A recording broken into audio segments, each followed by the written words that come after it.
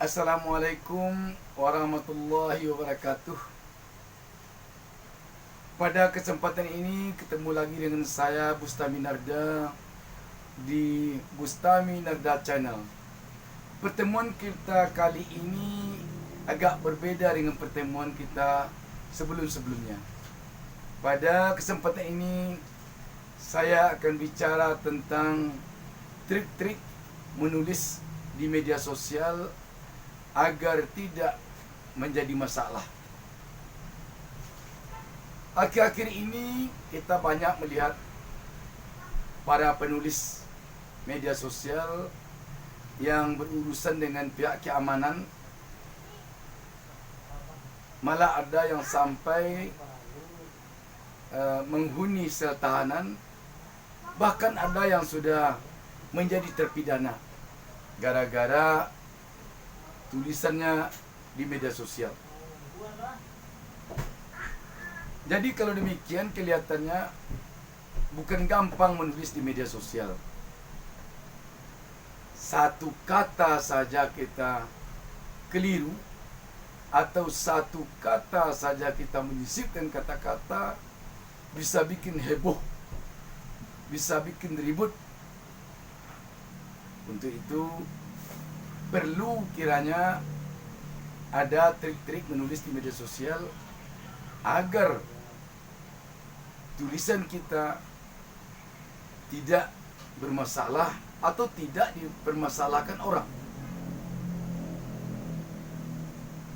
Kita tahu bahwa menulis di media sosial itu saya melihatnya nyaris sama dengan manajemen tukang cukur, terutama untuk media sosial yang akunnya dimiliki perorangan atau personal seperti Facebook, Instagram, Twitter, di mana kalau di media cetak, dari pengalaman saya sebagai seorang wartawan, itu kita menulis ada punya redaktur, tulisan kita yang telah kita buat sebagai reporter di lapangan kita serahkan kepada redaktur.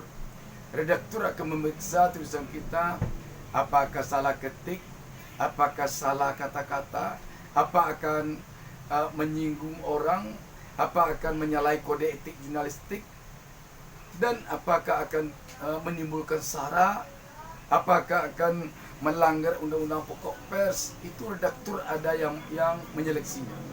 Dari asisten redaktur sampai ke redaktur, dari redaktur sampai ke redaksi, nanti ada lagi korektor yang melihat apakah salah ketik. Ada lagi redaktur bahasa namanya. Banyak. Redaktur hukum banyak. Tapi kalau di media sosial itu kita borong semuanya. Kita yang mencari berita, yang mencari informasi, kita yang menulis, kita yang mengoreksi, kita yang jadi redaktur, kita pimpin redaksi, kita semuanya. Ini. Jadi yang mempertanggungjawabnya kita sendiri juga.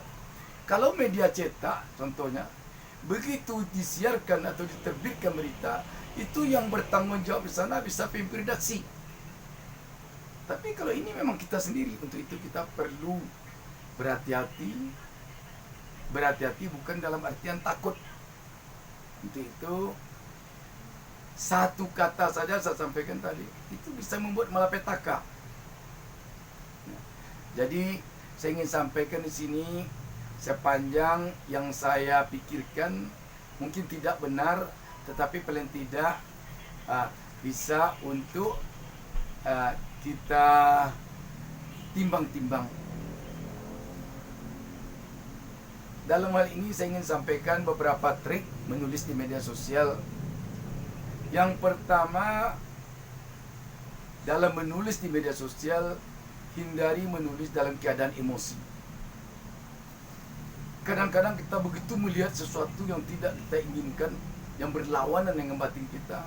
Kita ambil HP, mungkin kita di dalam taksi, mungkin kita sedang di restoran, begitu lihat, kita langsung tulis. Karena kita menulis dalam keadaan emosi, kadang-kadang kita lupa apakah kata-kata yang kita tuliskan itu menyinggung atau merembet ke banyak pihak, atau akan menjadi bermasalah, atau akan menimbulkan sara, atau akan melanggar undang-undang ITE, undang-undang yang lain-lain. Kita karena sudah emosi, nggak tahu, pokoknya hantam, tulis ini saya tak mau ini. Jadi kalau kita akan menulis, hindari emosi. Kalau kelihatan tulisannya agak menyakitkan atau membuat kita emosi, tenangkan dulu. Setelah tenang, baru kita tulis. Yang kedua, di dalam menulis, perhatikan kalimat yang akan kita tulis, kata-kata yang akan kita tuliskan. Apakah makna atau arti dari kata-kata itu tidak akan menimbulkan masalah yang bisa membuat orang ribut, atau apakah tidak akan menimbulkan masalah yang membuat orang merasa terganggu atau dirugikan oleh kata-kata yang kita sampaikan. Sebab kalau itu terjadi, nanti besar kemungkinan pihak pembaca yang merasa dirugikan, dia akan menuntut. Kita hindari itu. Selanjutnya, kita harus tahu benar, kita harus mengerti benar dengan kata-kata yang kita tuliskan. Jangan istilah yang belum kita pahami betul maknanya, tanpa kita masukkan ke dalam tulisan. Nanti ketika itu tersebar, yang kita anggap tidak masalah, rupanya bermasalah. Contoh, kita membuat amandemen.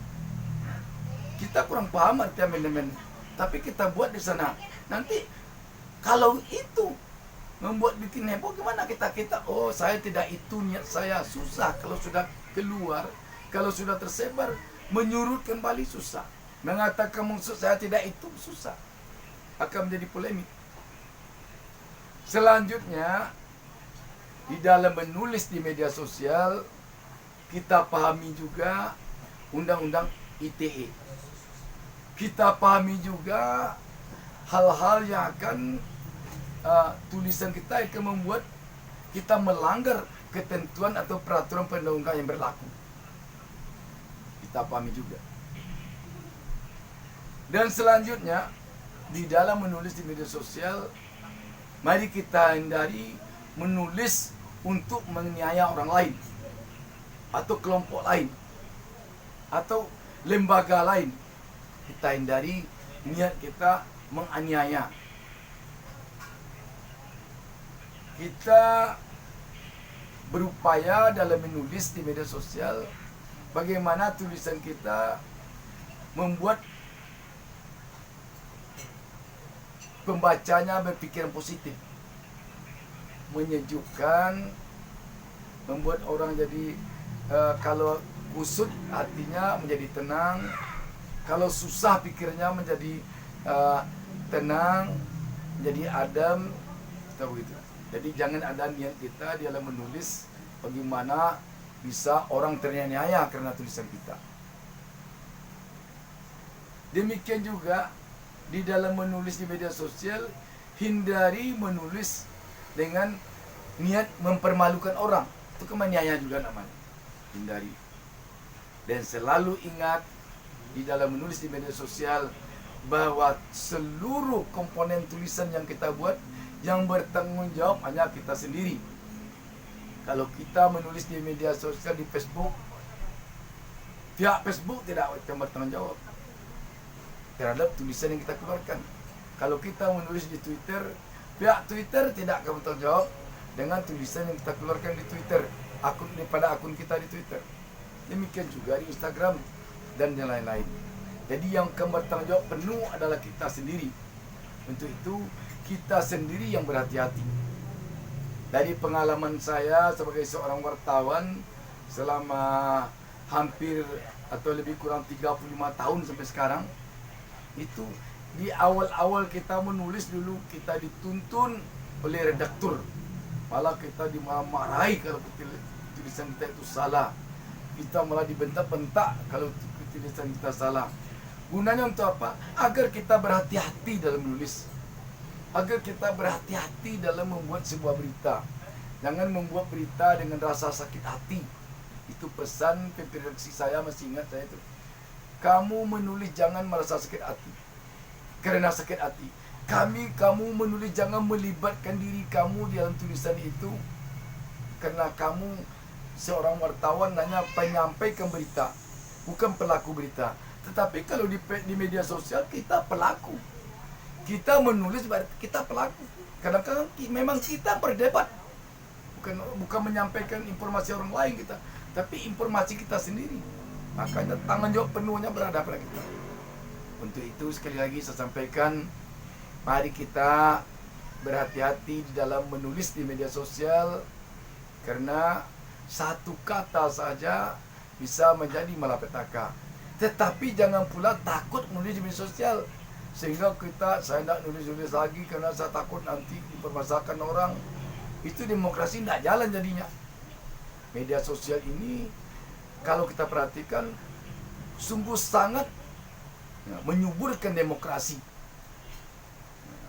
Tetapi demokrasi itu yang kita bangun di sana tentu harus demokrasi yang sesuai dengan peraturan perundang-undangan yang berlaku. Karena ada undang-undang yang mengontrol kita. Kecuali tidak ada undang-undang yang mengontrol kita. Ini ada undang-undang ITE, ada undang-undang yang lain, ada peraturan lain, ada etika moral yang mengatur kita. Jadi mari kita bersemangat menulis di media sosial, tetapi mari juga kita waspada menulis di media sosial.